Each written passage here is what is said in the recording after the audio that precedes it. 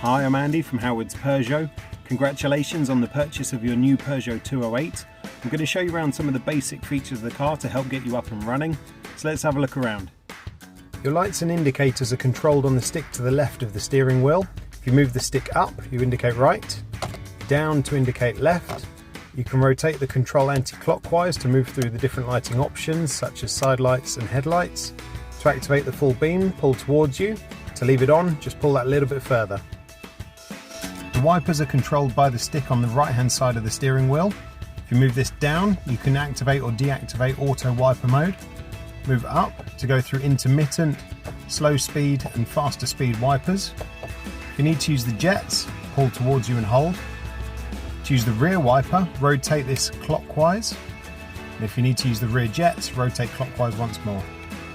The controls for the wing mirrors are located on the driver's side door.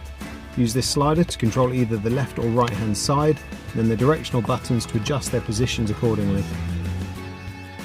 The latch for opening the bonnet is located in the passenger side footwell. To connect your phone to the car via Bluetooth, click Bluetooth search. You'll need to make sure Bluetooth is switched on your mobile phone, and after a short search it will find the device. Click the phone once it's been found, and here it will come up with the PIN number which you need to accept on both the car and on your phone. Then select how you would like to use the Bluetooth, and then it's synchronized.